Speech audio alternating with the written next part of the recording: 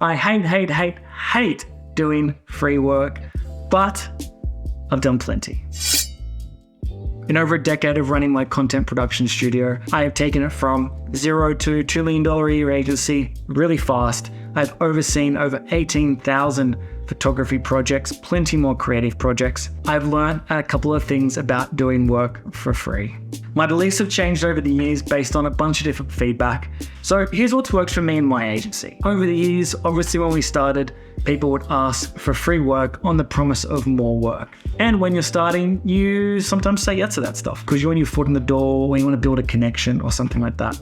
I know for us and for me, sometimes it worked, most of the time it didn't. And for context, my agency does photo, video, copywriting, design work, editing. And I found that anytime a relationship starts on free work or the promise for more work, it's just a bad way to start a relationship. But like I said, at the start, if a big client had come to me and asked to do some free stuff, I would occasionally say yes. Nowadays, 10 years on, if a big client, a potential big client came my way and said, hey, do this for free, we've got a lot more other work, I'd almost definitely say no. I'm not interested. I feel like if you start a relationship off that way, it's just going to end badly.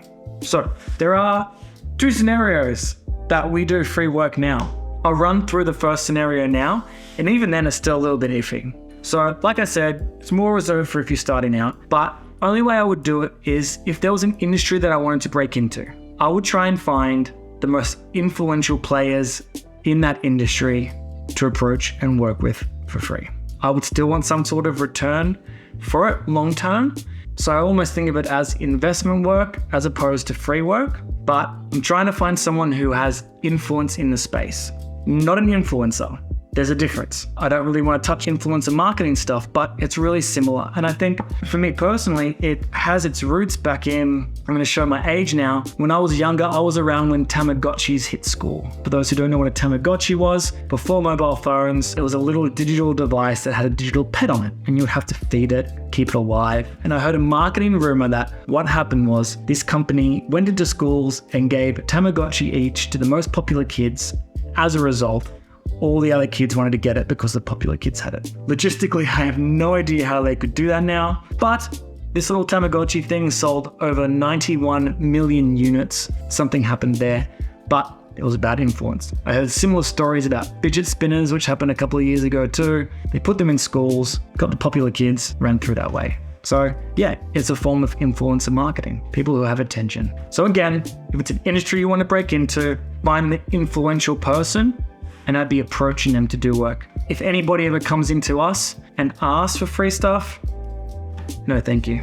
And even then, it's still a big maybe. The reason that I would even entertain this now was that at the start of our business, we did get approached by a big client, a big influential person in the space. When we started doing work with them, we obviously made them win so that they definitely became the number one most influential person. My phone was ringing off the hook with people wanting to be just like them. Now, I didn't do free work with them in the start, but if I knew how much that would have reverberated through the industry, I probably would have said yes. It was a big influence. It was a big market uptick for us. So it probably would have been worth doing something at the start. Okay, so the second scenario that I would do it is my absolute always do free work for. I do a ton of this stuff and it is for my existing clients, my loyal clients. Now, existing clients, Glade, it goes against what you hear about doing free work to get a foothold in the industry or get with a client. Hey, we'll do stuff for free and then they'll just start magically paying you. This is the other way around. So this is building an existing relationship with a client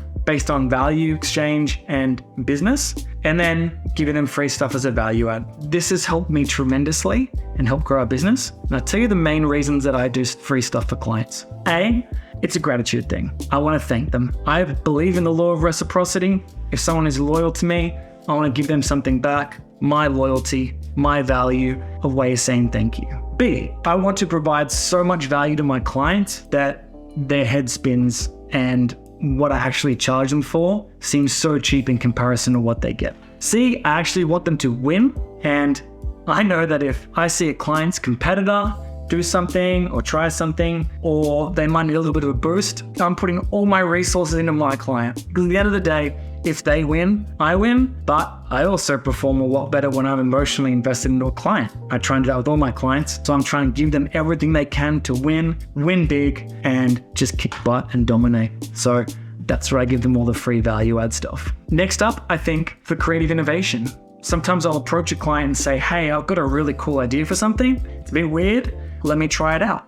And I would rather do that with a loyal client, existing client, because if it wins, I seem like a hero. If it doesn't quite land, that's cool. It was free. But it's a way of trying new innovative ideas. Next, I believe in the lifetime value of a client. So if I think, who am I going to give some free stuff away for? One of my biggest clients, for example, over the past couple of years, they spent about $2.5 million with me. So I think a free video, is that going to put a dent in that? Not at all, right?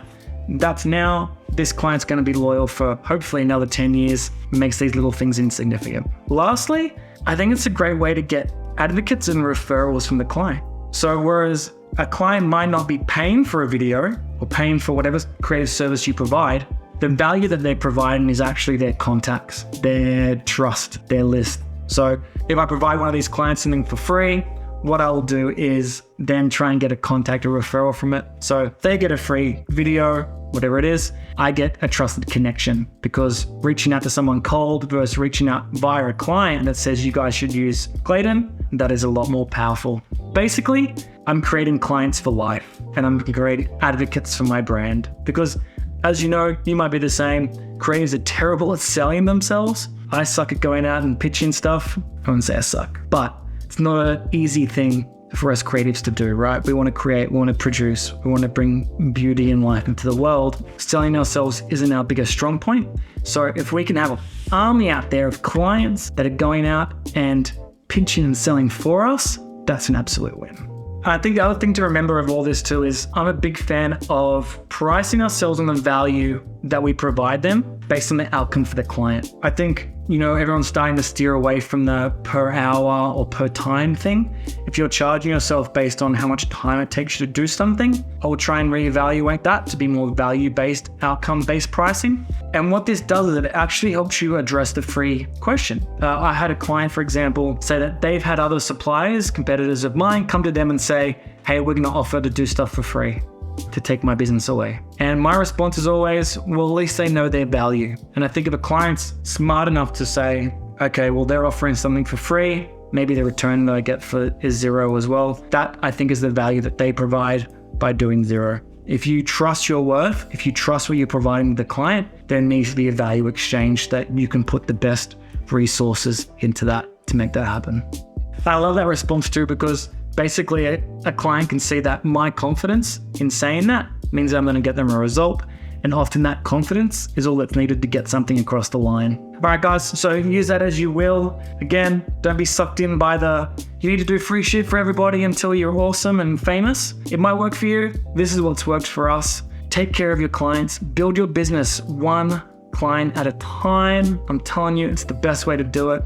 Give them so much value that they can't help shouting your praises. That's how I've done it. That's what I recommend other creatives to do. Hopefully it works for you. I believe in you. Keep creating.